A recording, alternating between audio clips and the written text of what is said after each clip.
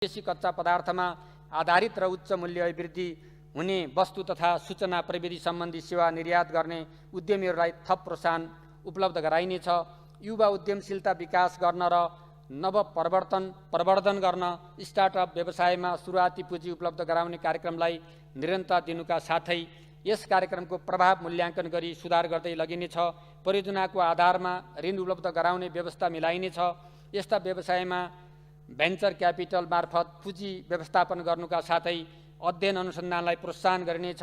युवा उद्यमी तथा वैदेशिक रोजगारीबाट फर्केका व्यक्तिबाट सञ्चालन हुने व्यवसायलाई प्रोत्साहन गर्न च्यालेन्ज फन्ड स्थापना गरी सहुलियतपूर्ण कर्जा उपलब्ध गराइनेछ।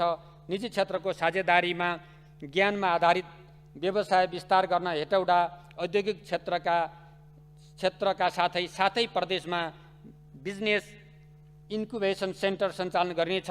यसका लागि रु 26 करोड विनियोजन गरेको छु। लघु घरेलु तथा साना उद्योग प्रवर्धनको लागि ठुला उद्योगसँगको अग्र तथा पृष्ठ अन्तर सम्बन्ध कायम गर्ने र करारमा वस्तु तथा सेवा उत्पादन तथा खरिद गर्ने कानुनी तथा संस्थागत व्यवस्था मिलाइनेछ। ठुला तथा मझौला उद्योगहरूले स्टार्टअपलाई सहयोग पुर्याउने व्यवस्था गरिनेछ। जडीबुटीको विशेषता र उपलब्धताको आधारमा प्रदेश स्तरमा जडीबुटी प्रशोधन उद्योग स्थापना गर्नेछ। सरकारको स्वीकृतिमा सबै किसिमका औषधिजन्य जडीबुटीहरूको खेती गरी प्रशोधन एवं निर्यात गर्न आवश्यक व्यवस्था मिलाइनेछ। पहाडी र हिमाली क्षेत्रमा पाइने बहुमूल्य एवं बहुउपयोगी जडीबुटीहरूको प्रशोधन उद्योगलाई प्रोत्साहन दिइनेछ। सुदूरपश्चिमको अत्तरिया र कर्णालीको सुर्खेतमा जडीबुटी प्रशोधन केन्द्र स्थापना गरी सञ्चालनमा ल्याइने व्यवस्था मिलाइनेछ। जडीबुटी खेतीको बिमा गर्ने व्यवस्था मिलाइनेछ। प्रदेश सरकार खाद्य व्यवस्था तथा व्यापार कम्पनी लिमिटेड र निजी क्षेत्रको सहकार्यमा कृषि उपजमा आधारित उद्योग, पशुदाना उद्योग, दलहन, तेलहन र मुख्य खाद्य प्रशोधन उद्योग सञ्चालन गरिनेछ। स्थानीय तथा प्रदेश सरकारसँगको सहकार्यमा निजी क्षेत्रलाई गुराँस, उखु, आँप, लिची, किवी, बेल, जुनार, अङ्गुर, स्याउ लगायतका फलफुलहरू खेती गर्न र यस्ता फलफुलको जुस तथा वाइन उद्योग खोल्न प्रोत्साहन गरिनेछ। अल्लो, सुपारीको पात तथा केरा लगायत वनस्पतिजन्य स्वदेशी कच्चा पदार्थमा आधारित धागो, कपडा उद्योग खोल्न निजी क्षेत्रका उद्यमीहरूलाई सहुलियत प्रदान गरिनेछ।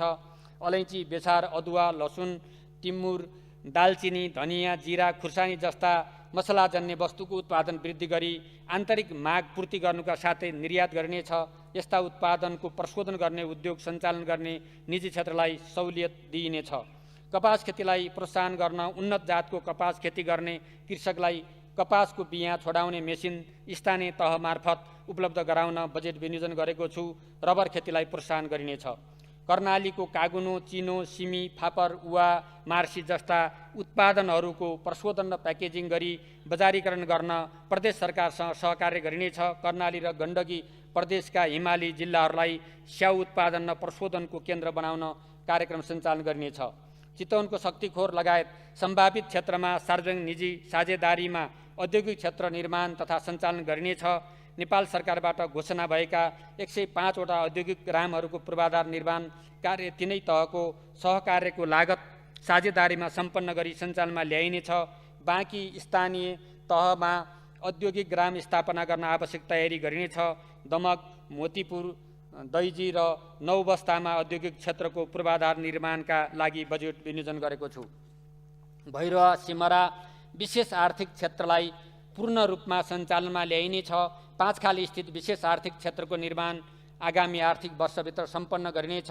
सुदूरपश्चिम प्रदेशको हरैया र प्रदेश नम्बर 1 को सुनसरीमा विशेष आर्थिक क्षेत्रको निर्माण कार्य प्रारम्भ गरिनेछ। औद्योगिक पूर्वाधारतर्फ रु 3 अर्ब 79 करोड विनियोजन गरेको छु। सार्वजनिक निजी साझेदारीमा धौबादी फलाम खानीबाट फलाम उत्पादनको पूर्व तयारीका कार्य सम्पन्न गरिनेछ।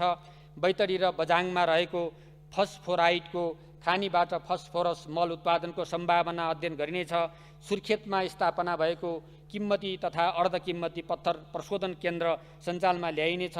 धादिङ जिल्लाको रुबी भ्याली र जाजरकोट लगायतका स्थानमा रहेको किम्मती तथा अर्धकिम्मती पत्थरको अन्वेषण तथा प्रशोधन कार्य प्रारम्भ गरिनेछ। लघु घरेलु साना उद्योग प्रवर्धनका लागि मागमा आधारित प्रविधि हस्तान्तरण कार्यक्रमलाई विस्तार गरिनेछ। स्थानीय तहको लगानी र पहलमा स्थापना भएका उद्योगहरूको व्यवस्थापकीय सुधार प्राविधिक जनशक्तिको आपूर्ति, प्याकेजिङ, ब्रान्डिङ र बजारीकरण गर्न आवश्यक बजेट विनियोजन गरेको छु। अति विपन्न र सीमान्तकृत वर्गका नागरिकहरूलाई निजी क्षेत्र समेतको सहभागितामा कार्यस्थलमा आधारित रोजगारी सिर्जना गर्ने कार्यक्रम सञ्चालन गर्ने प्रबन्ध मिलाएको छु। प्रत्येक स्थानीय तहमा उत्पादन हुने औद्योगिक उत्पादनको सम्भावना रहेका विशिष्ट उत्पादनहरूको पहिचान गरी उत्पादकत्व र बजारीकरणमा सहयोग पुर्याउन एक स्थानीय तह विशिष्ट उत्पादनको अवधारणा कार्यान्वयन गरिनेछ। उत्पादनमूलक एवं निर्यातजन्य उद्योगमा वैदेशिक लगानी आकर्षण गर्न एवं गैर आवासीय नेपालीको लगानी भित्र्याउन वैदेशिक लगानी सम्बन्धी कानुन तथा प्रक्रियामा सुधार गरिनेछ। उद्योग स्थापनाको लागि आवश्यक पर्ने जग्गाको हदबन्दी सम्बन्धी व्यवस्था पुनरावलोकन गरिनेछ। उद्योग सञ्चालनका लागि 50 वर्षसम्म जग्गा लिजमा दिन सकिने व्यवस्था मिलाइनेछ। विदेशी लगानीको न्यूनतम सीमा पुनरावलोकन गरी रु 2 करोड कायम गरिनेछ। वैदेशिक लगानी आकर्षित गर्न रु 10 करोडसम्मको वैदेशिक लगानीको स्वीकृति स्वचालित प्रणालीबाट हुने व्यवस्था मिलाइनेछ। ठूला लगानीकर्ताहरूले विद्युतीय माध्यमबाट प्रत्यक्ष वैदेशिक लगानी स्वीकृतिको माग गरेमा पूर्व तयारीका कार्य सम्पन्न गर्ने गरी 7 दिनभित्र प्रारम्भिक स्वीकृति प्रदान गर्ने व्यवस्था मिलाइनेछ। लगानी स्वीकृति र उद्योग सञ्चालन सम्बन्धी बाँकी प्रक्रिया 6 महिनाभित्र पुरा गरिसक्नुपर्ने व्यवस्था मिलाइनेछ। सर्जकहरूको बौद्धिक सम्पत्ति एवं प्रतिलिपि अधिकारको संरक्षण गरिनेछ। बौद्धिक सम्पत्तिको चोरी तथा प्रतिलिपि अधिकार उल्लङ्घन गर्ने उपरको कारबाही प्रक्रियालाई प्रभावकारी बनाइनेछ। आयात प्रतिस्थापन तथा निर्यात परिवर्तन। निरन्तर बढिरहेको आयातले वैदेशिक मुद्राको सञ्चितमा हरास, चालु खाता तथा शोधान्तर घाटा बढ्न गई अर्थतन्त्रमा चाप सिर्जना भएको छ। स्वदेशमा उत्पादन, उपभोग र निर्यात समेतको प्रचुर सम्भावना भएको कृषि, उद्योग र जलविद्युत तथा सेवा क्षेत्रको प्रवर्धन गरी आयात प्रतिस्थापन र निर्यात वृद्धि गरिनेछ। नेपालमा आयात हुने प्रमुख वस्तुहरूको गुणस्तरको मापदण्ड बनाई लागू गरिनेछ। अदुवा, अलैँची, जडीबुटी लगायतका तुलनात्मक लाभ भएका वस्तुहरू तयारी रूपमा प्रशोधन तथा ब्रान्डिङ गरी निकासी गर्न त्यस्ता वस्तुको पकेट क्षेत्रमा प्रशोधन उद्योग खोल्न थप सहुलियत प्रदान गरिनेछ। नेपाल एकीकृत व्यापार रणनीति र व्यापार घाटा न्यूनीकरण रणनीतिक कार्ययोजना परिमार्जन सहित कार्यान्वयन गर्नेछ। मित्र राष्ट्र चीनसँग भएको पारवहन सम्झौता बमोजिम उपलब्ध नाका तथा बन्दरगाह उपयोग गर्दै तेस्रो मुलुकसम्मको पहुँचलाई थप सहज बनाई अन्तर्राष्ट्रिय व्यापार प्रवर्धन गरिनेछ। वैदेशिक व्यापारको लागत कम गर्न व्यापार पूर्वाधारको विकासमा जोड दिइनेछ। व्यापार लजिस्टिक नीति तर्जुमा गरी कार्यान्वयनमा ल्याइनेछ। उच्च निर्यात सम्भावना भएका क्लिङ्कर, सिमेन्ट, स्टिल, फुटवेयर, प्रशोधित पानी लगायतका वस्तुहरू र सूचना प्रविधिमा आधारित सेवा तथा बिजनेस प्रोसेसिङ आउटसोर्सिङ जस्ता सेवाहरू पहिचान गरी निर्यात प्रवर्धन गरिनेछ। यस्ता वस्तुको निर्यातमा 8% नगद अनुदान दिने व्यवस्था मिलाएको छु।